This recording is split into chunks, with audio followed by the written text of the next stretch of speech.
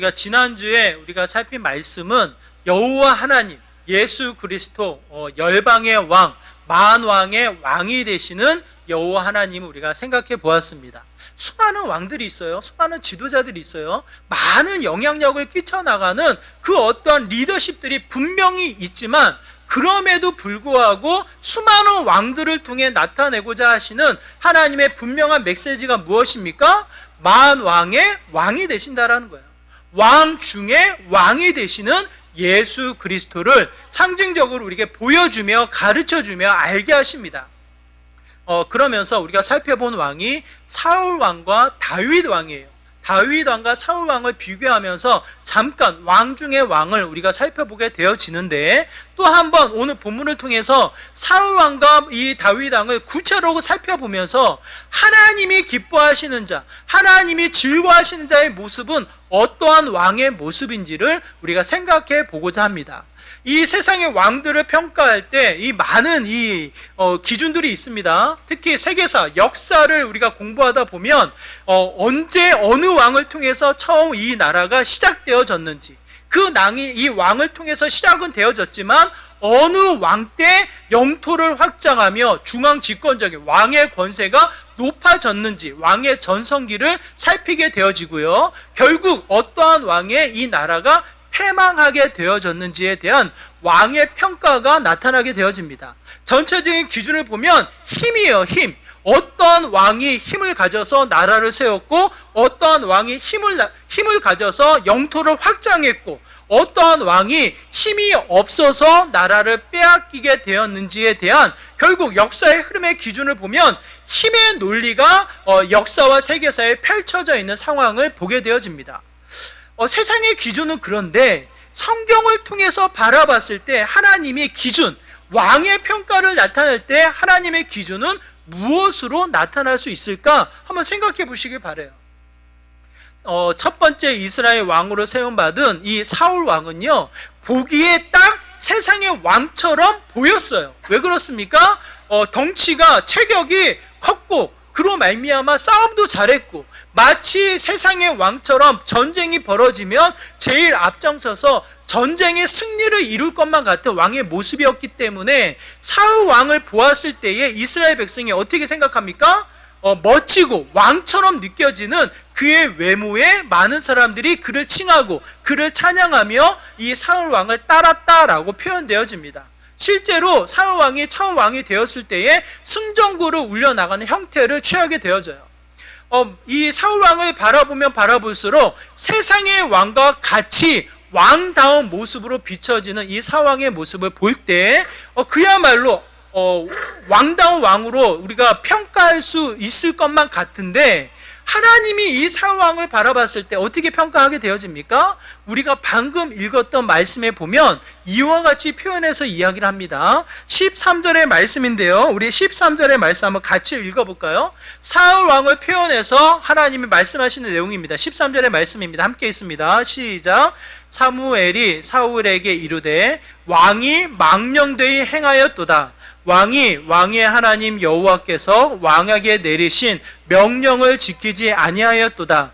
그리하였더라면 여호와께서 이스라엘 위에 왕의 나라를 영원히 세우셨을 것이거늘. 사무엘을 통해서 하나님의 평가가 어떻게 나타납니까? 망령되이 행하였다. 이 망령되이 행하였다라는 표현을 쉬운 성경으로 표현하면 바보같이 행했다라는 거예요. 바보같이. 한 나라의 왕으로서 하나님이 권위를 세우시고 한 나라의 왕으로서 그에게 권위를 주셨건만 이 사울 왕이 어떻게 행동했다? 바보처럼 행동했다. 망령되이 행했다라고 표현되어지며 사울 왕에게 하나님이 평가하는 이 이야기가 펼쳐지게 되어집니다. 이게 무슨 일일까? 우리가 살펴보면 이래요. 이 사울 왕이 맨 처음에는 승전구를 울려요. 특히 11장에 보면은 암몬 사람들과 어울려서 이 암몬 사람들을 흩으며 승리를 거두어 나가는 사울 왕의 모습을 우리에게 보여주고 있습니다. 11장 11절의 말씀인데요, 이렇게 표현되어집니다. 그 상황을 그리워서 한번 생각해 보시기 바라요.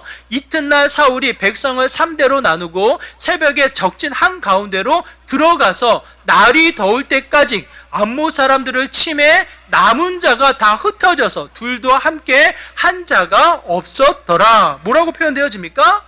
뿔뿔이 흩어져서 한 사람이 두 사람이 되지 못하도록 뿔뿔이 흩어져서 도망가느냐고 바쁜 암몬 사람을 쳐내려 나가는 사울 왕의 모습을 보여주고 있습니다.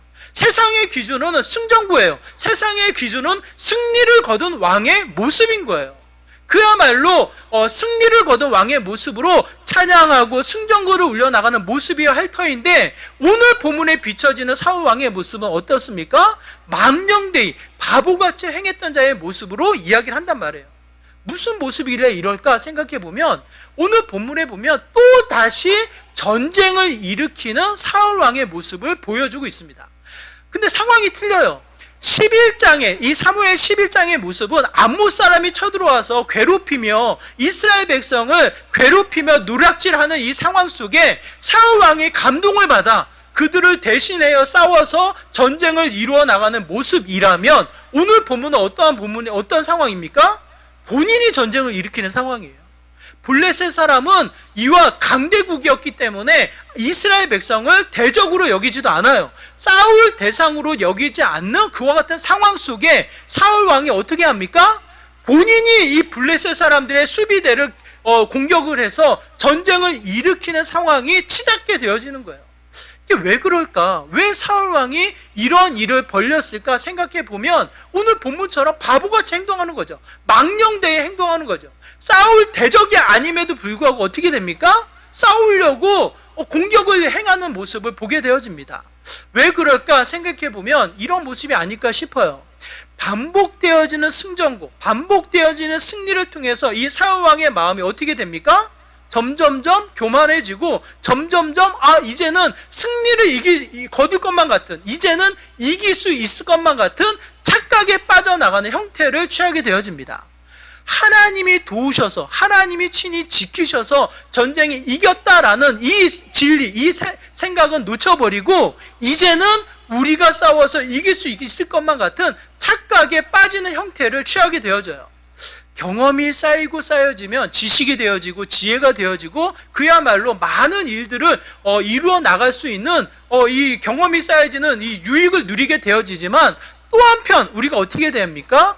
이 착각 속에, 이 경험이 쌓여지는 교만 속에 빠져나가는 형태가 아닐까 싶습니다. 우리 여러분 생각해 보시기 바라요. 여호수아가 가나안 정복을 이루었을 때 이 여리고성을 보고 이 마음이 두려워요. 왜? 여리고성이 크거든요. 여리고성이 강했거든요. 이스라엘 백성이 이것을 이길 수 있을까? 두려운 마음이 쌓여져 있지만 어떻게 됩니까? 하나님이 돌보셔서 하나님의 특별한 방법으로 여리고성을 무너뜨려요. 어떻게 해요? 7바퀴를 돌게 하심으로 말미암아 크게 함성을 부르짖게 하셔서 여리고성을 무너뜨리는 일을 경험케 하십니다. 그 일을 경험한 여호수아, 그 일을 경험한 이스라엘 백성이 아이성을 맞이했을 때 어떻게 합니까, 여러분? 아이성은 생각보다 작거든요. 여리고성에 비해서 작은 성이거든요. 무슨 마음이 들어요? 여리고성도 이겼는데, 여리고성도 승리를 거뒀는데 아이성은 어떻게 해요? 당연히 이기겠지라는 교만한 마음을 갖게 되어져요. 경험이 쌓이고 쌓이면서 하나님을 더 의지하고 하나님을 더 찬양하고 하나님을 더 드러내는 것이 아니라, 경험이 쌓이면 쌓일수록 우리의 마음의 상태가 어떻게 되어집니까? 나태함으로, 교만함으로 치닫게 되어지는 모습을 보게 되어집니다. 결국 아이성 앞에 처절하게 패하고 마는 여호수아와 이스라엘 군대들을 우리에게 가르쳐서 보여주고 있습니다. 오늘 사울 왕의 모습이 망령되이 바보같이 행동했던 것이 무엇입니까? 자신의 경험을 앞세워서 승전고를 울렸던 자신의 경험을 앞세워서 이번에도 이기겠지라는 이 바보같은 행동을 하는 게 사울 왕의 모습이라는 거예요. 더더군다나 이 사울 앞에 눈에 보여진 것을 의지해 나갔던 모습이 아닌가 싶어요. 무슨 분위기가 형성되어집니까? 암몬 사람들을 이기고 나서 사무엘이 어떻게 행동하게 되어지냐면, 사울 왕을 통해서 새롭게 나라를 세우는 일을 하게 되어집니다. 11장 14절의 말씀인데요. 11장 14절의 말씀 한번 같이 읽어볼까요? 함께 있습니다. 시작. 사무엘이 백성에게 이르되, 오라, 우리가 길가로 가서 나라를 새롭게 하자. 이미 사울 왕이 됐어요. 이미 이스라엘 백성들에게 왕으로서 세움을 받았고 이스라엘 백성을 다스리고 있는 상황이에요. 그런데 사무엘이 하나님의 말씀을 따라서 길갈로 내려와서 다시 나라를 새롭게 형성하는, 나라를 새롭게 꾸며나가는 일을 벌이게 됩니다. 이 길갈이라는 지역은 어떠한 지역이냐면 여호수아가 요단강을 건너서 가나안 땅을 정복해 나갈 때 베이스 캠프로 삼았던 데가 길갈이에요. 길갈. 그야말로 가나안 땅 전체를 정복해 나갈 때 베이스 캠프, 가장 핵심 요지가 되었던 곳이 길갈이에요. 길갈. 그러니까 이 사울 왕에게 길갈로 내려가서 나라를 새롭게 하자라는 뜻은 뭡니까? 이 가나안 땅을 향해서 이 이스라엘 백성을 향한 하나님이 주신 나라를 새롭게 세워나가고자 하는 도전과 메시지를 주는 거란 말이에요. 그야말로 하나님의 비전을 주는 이 이게 상황이었고, 더더군다나 우리가 읽진 않았지만 사무엘상 13장 1절과 2절을 통해서 나타난 것은 무엇입니까? 왕의 권세, 중앙 집권적인 일이 세워지는 일을 겪게 되어집니다. 무슨 뜻이냐면 근위병을 세운다라는 뜻이에요. 사무엘상 1장과 2절의 말씀에 보면 이렇습니다. 우리 한번 같이 읽어볼까요? 함께 했습니다. 시작. 사울이 왕이 될 때에 40세라 그가 이스라엘을 다스린 지 2년에 이스라엘 사람 3,000명을 택하여 그 중에서 2,000명은 자기와 함께 민막스와 베델산에 있게 하고 1,000명은 요나단과 함께 베냐민 기브아에 있게 하고 남은 백성은 각기 장막으로 보내니라. 무슨 상황인지 아시겠어요? 분위기로는, 영적인 분위기로는 하나님이 길가로 내려오게 하셔서 하나님 나라를 새롭게 세우고자 하시는 뭔가 새로운 분위기를 일으키게 하고 2년을 지나면서 이 사울 왕에게 눈앞에 펼쳐진 무리들이 무엇입니까? 자신을 위한 근위병이 생긴 거예요. 왕이 명하고 왕이 다스리는 군사가 생긴 거예요. 3,000명이 생겨서 2,000명은 자기를 다스리게 하고 1,000명은 이 아들 요나단을 지키고 요나단의 명령을 따라서 이 근위병을 다스리는 일을 펼치게 되어집니다. 여러분 눈앞에 2,000명이 놓여져 있다고 한번 생각해 보세요.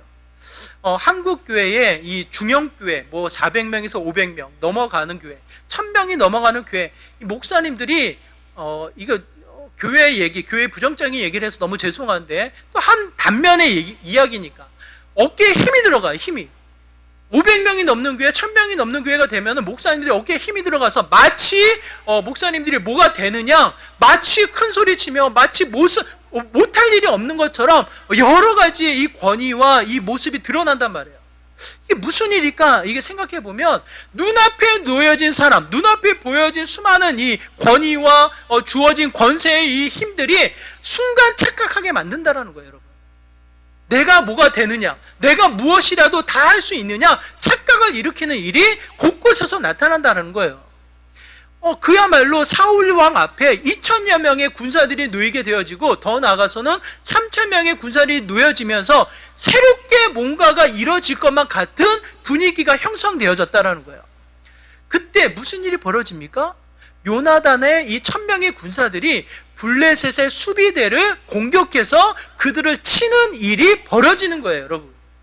블레셋의 사람들은 이 이스라엘 백성과 대적할 수 없는 그야말로 큰 군사력을 가지고 있던 사람들입니다. 그 당시에 블레셋과 이스라엘 백성은 싸울 수 있는 상황이 아닌 거예요. 그럼에도 불구하고 무슨 일을 벌이게 됩니까? 전쟁을 벌려서 이 블레셋의 수비대를 공격해 나가는 일을 치르게 된다는 거예요. 오늘날로 따지면은 미군 기지를 우리 한국 군인들이 쳐들어가서 공격을 한 거예요. 우리나라에 있는 미군 기지를 쳐들어와서 공격을 해가지고 이겼다 한들 이 미국이 가만히 있겠냐고요, 여러분. 이와 같은 상황이 지금 이스라엘 백성에 놓여져 있는 거예요. 하나님이 그들을 가리켜서 뭐라고 이야기합니까? 망령되이 바보같이 행했다라고 표현을 합니다. 왜 그래요? 눈에 보이는 군사들, 눈에 보이는 이 분위기에 따라서 이 사울 왕이 착각하고 잘못 일을 행하고 있다라는 뜻이에요. 순간 이 일이 벌어지고 다시 보여질 때 어떻게 됩니까? 온 이스라엘 백성이 두렵고 떨리는 상황이 치닫게 되어집니다. 왜 그래요? 블레셋 사람들이 그냥 가만히 있겠냐고요. 자기의 수비대들이 패배하고 돌아왔다는 소식을 듣고 이 블레셋 사람들이 가만히 있겠냐고요. 그야말로 놀라운 군사력을 펼치게 되어지는데 5절의 말씀이 그렇습니다. 우리 5절의 말씀 한번 같이 읽어볼까요? 함께 했습니다.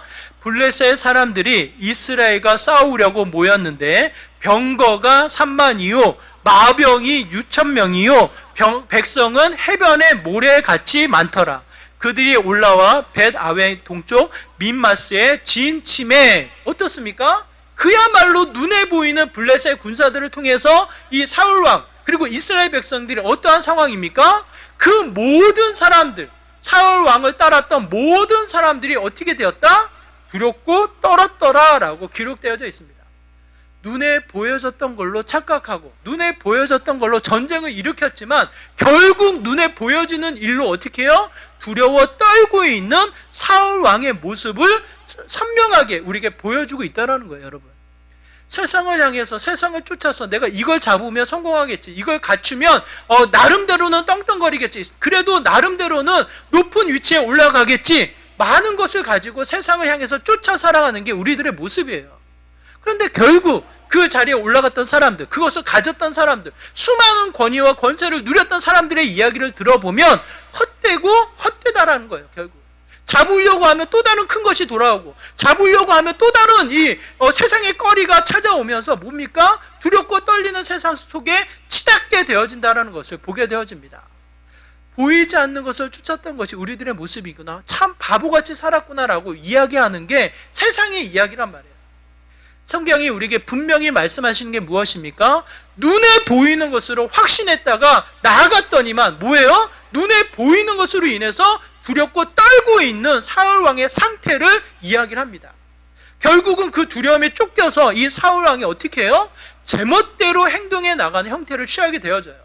오늘 본문에 우리가 읽지는 않았지만 8절과 9절의 말씀인데, 8절과 9절 하나님이 주신 분명한 명령, 분명한 율법이 있었음에도 불구하고 본인 제멋대로 행동하는 형태를 취하게 됩니다. 8절의 9절의 모습인데요, 사울왕의 모습인데요, 8절과 9절의 말씀입니다. 함께 읽겠습니다. 시작.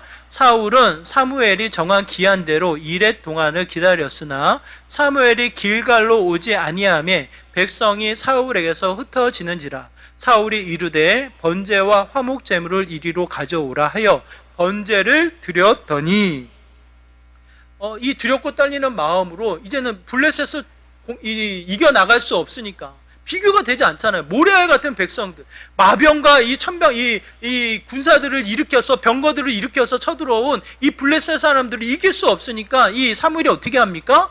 제사를 드리는 거예요. 그때서야 하나님께 제사를 드리는 거예요. 근데 이 사무엘이 안 오거든요.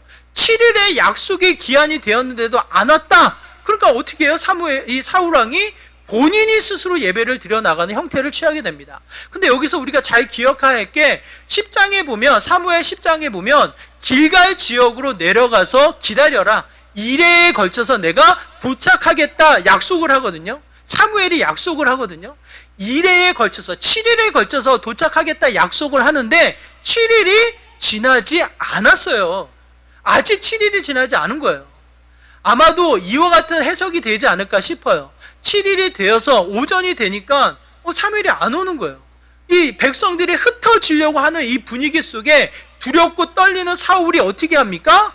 이 번제단을 가지고 오라고, 내가 제사를 드리겠다고 하며 제멋대로 제사를 드려나가는 형태를 취하게 됩니다.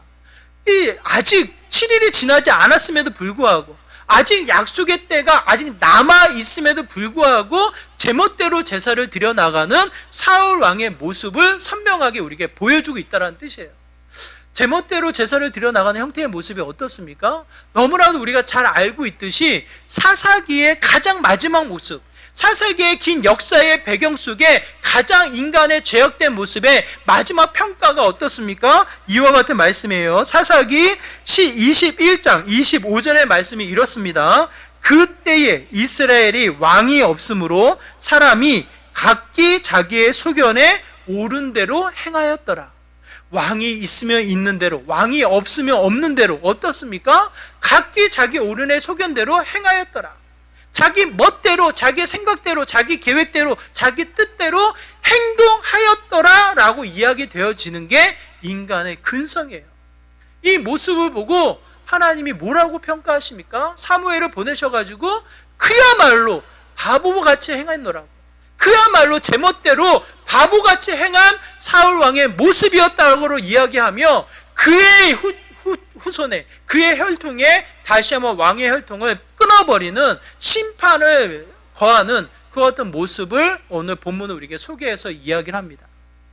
반면 하나님은 누구를 찾으셔요? 누구를 주목해서 우리에게 소개를 하십니까? 14절에 보니까 이렇게 기록되어져 있습니다. 14절의 말씀 우리 한번 같이 읽어볼까요? 함께 있습니다. 14절입니다. 지금은 왕의 나라가 길지 못할 것이라 여호와께서 왕에게 명령하신 바를 왕이 지키지 아니하였으므로 여호와께서 그의 마음에 맞는 사람을 구하여 여호와께서 그를 그의 백성의 지도자로 삼으셨느니라 하고, 사울 왕을 통해서는 망령됐다, 사울 왕을 통해서는 바보같이 행했다라고 이야기하며 찾고 구하는 자가 누굽니까? 마음이 맞는 자, 하나님 그 자체, 나와 마음이 맞는 자를 구한대요, 찾는데요. 그 자를 사도행전 13장에서는 이렇게 소개하고 있습니다. 사도행전 13장 21절 23절의 말씀인데요, 또 한번 같이 읽어볼까요? 함께 있습니다. 시작. 그 후에 그들이 왕을 구하거늘 하나님이 베냐민 지파 사람 기스의 아들 사울을 40년간 주셨다가 패하시고 다윗을 왕으로 세우시고 증언하여 이르시되 내가 이새의 아들 다윗을 만나니 내 마음에 맞는 사람이라 내 뜻을 다 이루리라 하시더니 하나님이 약속하신 대로 이 사람의 후손에서 이스라엘을 위하여 구주를 세우셨으니 곧 예수라. 분명하게 우리에게 말씀하고 계셔요, 여러분. 사울 왕을 통해서는 망령됐다, 바보같이 행했다라고 이야기하시며 내 마음을 맞는 자, 이게 예전의 번역으로는 내 마음과 합한 자, 내 마음과 통한 자, 다윗을 구하셨고 다윗을 세우셨고 그 다윗을 통해서 예수 그리스도라는 놀라운 역사를 이루셨노라 성경 우리에게 분명히 말씀하고 있습니다. 사울 왕과 비교해서 다윗 왕이 어떻길래, 다윗 왕의 모습이 어떠한 모습이길래 마음이 통한 자, 이와 같은 표현을 쓰냐고요, 여러분. 한번 생각해 보세요. 여러분을 가리켜서 하나님께서 칭히 평가하여 이르시기를 나와 마음이 통했다, 나와 마음이 맞았다 라고 이야기한다면 여러분의 마음이 얼마나 기쁘시겠냐고요, 얼마나 흐뭇하시겠냐고요. 그래도 우리 아이들이 가끔 아빠랑 이야기할 때 그래도 대화가 돼, 아빠가 이야기할 때 그래도 마음이 통해, 이 어린 아이들이 그 세대를 초월해서 이야기를 해줄 때 마음이 기뻐요, 흐뭇해요. 뭔가 내가 알아줬구나라는 이 마음의 기쁨이 있단 말이에요. 그런데 하나님이 우리를 가리켜서 그 크신 분이, 그 놀라우신 분이 여러분의 마음을 가리켜서 나와 마음이 합한 자다, 나와 마음이 맞는 자다라고 이야기할 때 얼마나 큰 기쁨과 기대와 이 감격이 넘치겠냐고, 여러분. 이 사울 왕과 비교해서 한번 생각해 보시기 바라요. 뭐라고 이야기합니까? 다윗 왕은 철저하게 제멋대로 자기의 계획과 자기의 생각대로 행동했던 자가 아닙니다. 다윗은 어떠한 행동을 합니까? 철저하게 자기의 뜻, 하나님의 뜻을 이루었던 자예요. 우리가 방금 읽은 사도행전 13장에서도 분명히 기록되어져 있습니다. 22절 후반부에 보면 내 뜻을 다 이루리라 분명하게 말씀하고 계셔요. 어떠한 다윗 왕의 어떠한 모습이 이렇습니까? 여러분, 단적으로 예를 들면 다윗 왕의 갈망이 있었어요. 다윗 왕이 승승장구하고 자신의 마지막 때로 치닫으면서 이 마지막에 이 다윗 왕의 갈망이 무엇입니까? 어찌 나만 이렇게 좋은 성에서 살겠느냐, 내가 섬기는 하나님, 내가 믿는 아버지도 멋진 성에서 살아야 되지 않겠냐 하며 이 마음의 갈망이 무엇입니까? 성전을 짓는 일이었어요. 이 다윗 왕이 성전을 짓는 게 갈망이었고 본인의 의지였고 계획이었단 말이에요. 그 마음을 알고 있던 나단 선지자가 뭐라고 이야기합니까? 왕의 뜻대로 하옵소서. 왜? 그 마음이 선하니까, 그 마음이 잘못된 게 아니니까, 그야말로 하나님을 위하는 마음이었으니까 나단 선지자도 이야기합니다. 아버지 뜻대로 하옵소서. 이 다윗 왕이 어느 정도였냐면 이 성전을 짓기 위해서 필요한 이 좋은 백향목, 이 이스라엘 나라에 없거든요. 가나안 땅에 없거든요. 먼 타국에 있는 백향목을 가지고 와서 그거를 다룰 수 있는 기술자까지 이미 준비해 놓고 성전을 지어야겠다라는 갈망을 가지고 있었던 게 다윗 왕이란 말이에요. 근데 이 나단 선지자가 자고 일어나니까 하나님이 주신 메시지가 그게 아닌 거예요. 가서 이야기를 하라. 뭐라고 이야기합니까?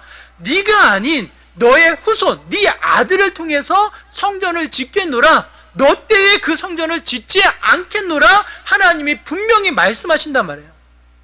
여러분 한번 생각해 보세요. 왕으로서의 업적, 왕으로서의 권위와 권세를 드러내는 일이 무엇입니까? 왕의 비를 세우고 왕의 업적을 남기기 위한 성을 쌓고 그야말로 후대들에게 잊지 못한 성전을 지어 나가는 게 왕으로서의 해야 할 높은 일이에요. 그 힘을 가졌고 준비를 마쳤고 갈망했던 게 다윗 왕이란 말이에요. 그렇다면 만약 그 다윗 왕이 자기의 계획대로 자신의 생각대로 했다면 성전을 지어야 합니까? 말아야 합니까? 만약 자신의 생각대로 자신의 계획대로 했다면 성전을 지어야죠. 이미 갖췄고 준비했고 갈망했고 이루었기 때문에.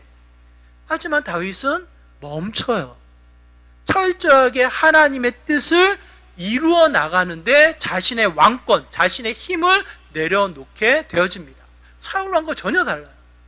사울 왕은 제멋대로 제사를 드리는 게 사울 왕이었다면 다윗 왕은 어떻습니까? 하나님과 마음을 합한 자, 그가 어떻게 행동합니까? 철저하게 하나님의 뜻을 이루는 삶을 살았던 자로 성경은 우리에게 소개하여 이야기를 합니다. 그러므로 하나님의 마음을 뜻한 자, 하나님의 통치를 알고 하나님의 다스림을 깨닫고 그가 왕되심을 선포하는 우리들의 삶의 모습은 어떻게 해야 합니까? 여러분 기억하시기 바라요. 먹는 거 마시는 거에서부터 세상의 모든 일을 이루어 나가는 한 걸음 한 걸음의 모든 과정들이 결국은 그의 다스림 속에, 그의 인도하심 속에 철저히 순종하며 충성하며 따르는 것이 저와 여러분의 삶의 온전한 모습이 되어야 한다는 것을 성경 우리에게 말씀하고 있습니다. 하나님을 따르는 거예요.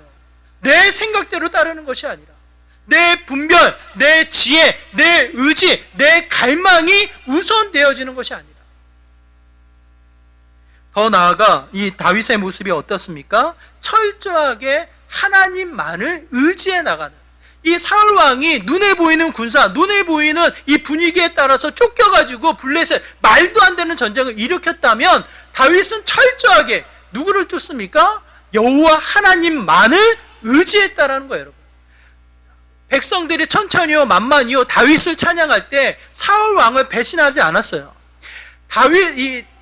다윗을 죽이고자 하는 사울 왕을 오히려 죽일 수 있는 기회가 찾아왔을 때 어떻게 합니까? 신하들이 속삭여요. 하나님이 주신 때입니다. 지금 저 사울 왕을 치고 이 이스라엘을 다스리는 왕이 되어야 합니다. 이 신하들이 속삭인단 말이에요. 그야말로 쫓기며 생명의 위협을 느끼는 그 상황 속에 다윗 왕에게 주어진 기회예요, 기회. 근데 다윗 왕이 어떻게 합니까? 다윗 왕이 그 사울 왕을 죽이지 않아요. 그 상황을 내버려 둔단 말이에요. 어떻게 합니까? 철저하게 하나님만을 의지해 나가는 이 다윗 왕의 모습을 보게 되어집니다. 여러분 한번 생각해 보세요. 다윗 왕이 처음 기름 부음 받았을 때가 언제일까요, 여러분? 아마도 우리 호태 정도의 나이가 되지 않았을까 싶어요. 정확한 나이는 알 수 없으나 13세에서 15세 때 다윗이 처음으로 기름 부음을 받아 이스라엘의 왕이 될 것이다 라는 메시지를 받은 거예요. 그리고 나서 실제로 다윗이 왕이 언제 됩니까? 30살에 왕이 돼요. 30살에. 그것도 유다를 중심으로 이 동네에서, 한 마을에서 왕이 되어져요. 통일 왕국의 왕이 되어지는 것은 38세 때 왕이 되어집니다. 13세에서 15세 때 왕의 기름을 부음받아 거의 20년이 지나서야 왕으로 등극받는 다윗 왕의 형태란 말이에요. 기다림과 기다림의 한참 기다림 속에 쫓기고 쫓기며 생명의 위협이 끊임없이 반복되어지는 그 상황 속에 다윗이 고백하는 것은 무엇입니까? 자신의 전략, 자신의 경험으로 쌓여지는 이 승전구를 울려나갔던 이 싸움의 형태, 자신의 실력, 자신의 능력, 자신을 따랐던 수많은 백성들의 이 군사력, 이 다윗이 자랑하는 게 무엇입니까? 없어요. 철저하게 다윗이 자랑하고 다윗이 고백하고 의지했던 것은 이와 같은 말씀입니다. 시편 39편 7절의 말씀이에요. 시편 39편 7절 함께 있습니다. 시작. 주여 이제 내가 무엇을 바라리요 나의 소망은 주께 있나이다. 철저하게 다윗이 의지했던 것은 하나님밖에 없어요. 하나님밖에 없어요. 그 마음을 통하는 자, 다윗의 그 환한 마음을 아시는 자 여호와 하나님밖에 없다는 것을 절실히 알고 자신을 충성하는 신하, 자신을 따르는 백성, 자신이 가지고 있는 군사력, 자신이 경험으로 쌓여진 전략을 자랑하지 않아요. 자신의 연약함을 토로하며 늘상 하나님만을 의지해 나갔던 게 다윗의 시편의 고백입니다. 그게 하나님의 마음을 통했던 자예요. 저와 여러분이 다시 한번 기억하시기 바라요. 정말 무엇을 의지합니까? 무엇의 다스림을 우리가 받아야 합니까? 오직 하나님밖에 없는 거예요. 하나님이 유일한 여러분의 인생의 답이 되시는 거예요. 그 답이 여러분을 다스리시며 이끄시며 선명하게 무엇을 가르치십니까? 해야 할 일을 우리에게 가르쳐 주십니다. 그때 비로소 마음이 활짝 열리는 다윗의 형태를 취하게 되어져요. 다윗은 사울 왕을 죽이려 하지 않았어요. 활짝 마음을 열어서 그 사울 왕을 맞이하게 됩니다. 한 이 소년이 꾀렸어요. 사울 왕이 죽었다는 소식을 전하면 다윗 왕이 자기에게 상을 주겠거니 이런 생각을 해요. 충분히 그럴 수 있잖아요. 다윗 왕을 쫓았고 죽이려고 했고 끊임없이 대적했던 사울 왕이 죽었다라는 이 소식을 다윗 왕에게 전하면 나에게 상을 주겠지 이런 생각을 가지고 다윗 왕에 그 소식을 전한단 말이에요. 다윗 왕이 어떻게 합니까?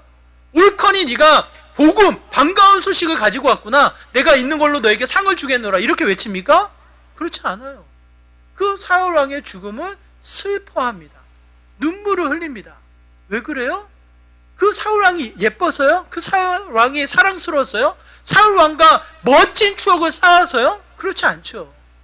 왕이 기름 부음 받은 자의 죽음을 슬퍼하며 그 뒤에 계시는 하나님을 바라보며 하나님이 일하시는 모든 여정을 다시 한번 추억하며 슬퍼하는 다윗 왕의 형태를 갖게 되어집니다. 눈에 보여지는 세상, 눈에 보여지는 이 세상의 꺼리로만 받아들이고 실망하며 받아들이고 기대하며 그냥 이 세상의 것만을 소망해 나가는 형태가 아니라 보이지 않지만 하나님을 바라보며 이 세상을 분별하며 넓은 마음을 통해 세상을 품어나갔던 다윗 왕의 형태를 성경은 우리에게 선명하게 보여서 이야기를 합니다. 여러분, 이 땅에 다스리시는 분이 누구십니까? 여러분의 인생을 책임지시는 분이 누구셔요? 여호와 하나님이셔요.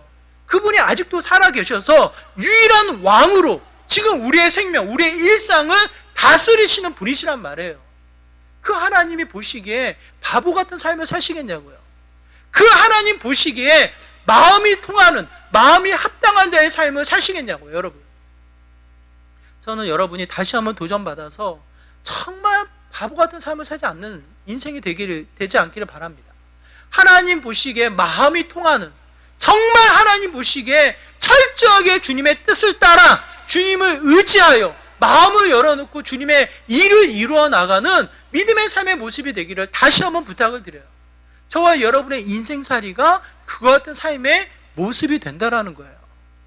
우리 강영구 박사님 2012년도에 소천하셨지만 참 많은 영향력을 주셨던 분이에요. 백악관, 미국으로 가셔서 유일하게 우리나라에서 백악관의 장애인 정책위원회의 정책 보좌관으로 일을 하시면서 여러 가지 일을 하셨던 분이에요. 그분의 인생살이에 4년의 인생살이를 이렇게 표현을 합니다. 한번 들어보시기 바라요. 13살에 아버지가 죽어요. 13살에 아버지가 죽고 14살에 축구공이 눈에 맞아가지고 시력을 잃게 됩니다. 빨리 치료를 받아야 하는데 아버지도 죽고 집안이 어수선하니까 혹여나 혼날까봐 자신이 눈이 다쳤다는 걸 얘기를 하질 않아요. 그러다 보니까 2년의 시간이 지나면서 점점점 눈이 보이게 되지 않고 실제로 이 눈이 시력을 완전히 잃게 되어지는 장애를 겪게 되어져요. 2년이 돼서 이제는 앞을 볼 수 없다라는 이 진단이 나오자 그 어머니가 그 소식을 듣고 8시간 만에 어머니가 죽게 되어져요. 충격이 쌓여서 뇌졸중으로 어머니가 죽게 되어집니다. 그리고 나서 생계를 책임지고 있던 누나마저도 생명을 잃게 되고 말아요. 이게 4년에 걸쳐서 주어진 일이에요. 실제로 눈에 보이진 않았지만 그의 영혼에, 그의 인생에 빛이 보이지 않은 암흑가도 같은 그와 같은 시간이었음을 이야기를 합니다. 그때 그렇게 이야기를 해요.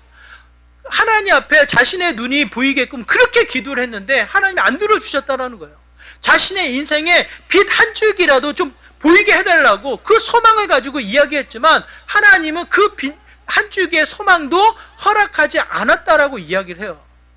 그래서 결국 자신의 동생들은 친척 집으로 흩어지게 되었고 자신은 나이가 있었기 때문에 고아원으로 가게 되어졌다라고 이야기를 합니다.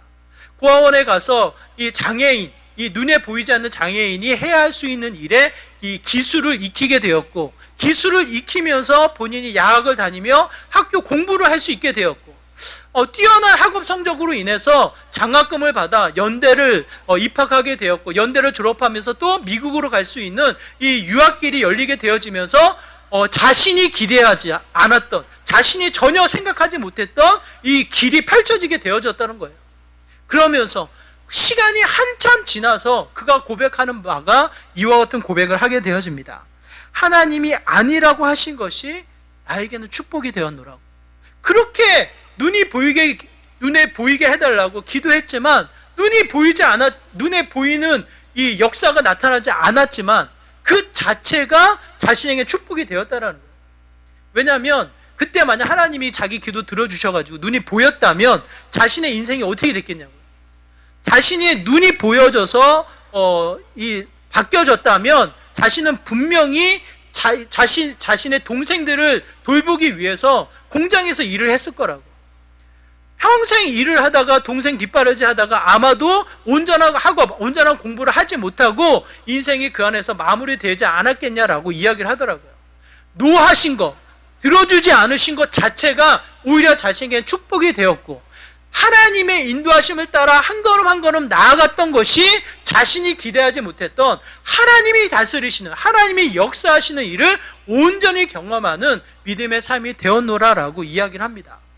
저는 그 삶의 간증을 통해서 다시 한번 깨닫는 것은 정말 하나님이 다스리시고 철저하게 그 다스림 속에 충성하며 순종하며 그를 따라 나아갈 때 무슨 일이 벌어집니까?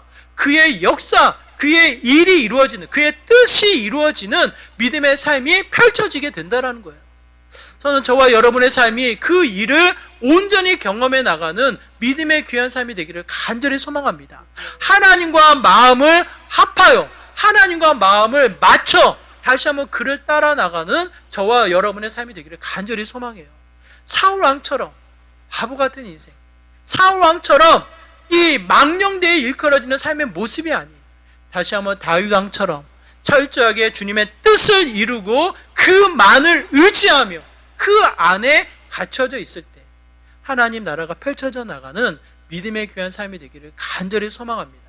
저와 여러분의 삶이 다시금 하나님으로부터 하나님과 나와 마음이 통하는 자라 불림받는, 평가를 받는 믿음의 복된 삶 되시기를 주님의 이름으로 축원합니다. 우리의 말씀을 기억하면서 함께 기도하기 원합니다. 다윗 왕처럼 하나님과 마음을 통하는, 마음을 합하는 믿음의 삶이 되기를 소망합니다. 주님의 뜻을 이루게 하여 주옵소서. 주님만을 의지하게 하여 주옵소서. 철저하게 마음을 열어 주님의 일을 이루어나가는 믿음의 복된 삶 되게 하여 주시옵소서라고 이와 같은 마음으로 함께 기도하며 나가도록 하겠습니다. 기도합니다. 하나님, 이 시간 간절한 마음으로 기도합니다. 우리의 삶이 다윗 왕처럼 하나님과 마음을 합하여, 마음을 통하여 전진해 나아가는 믿음의 삶이 되기를 소망합니다. 사울 왕처럼 바보처럼 살아갔던 것이 우리들의 모습이지만 그 모든 것을 내려놓고 철저하게 주님의 뜻을 이루며 주님만을 의지하며 다시 한번 주님을 바라보며 나아가는 믿음의 귀한 삶이 되길 소망합니다. 보여지는 세상으로 인해서 좌절하고 낙심하고 분주하게 쫓겨 살아갈 것이 아니라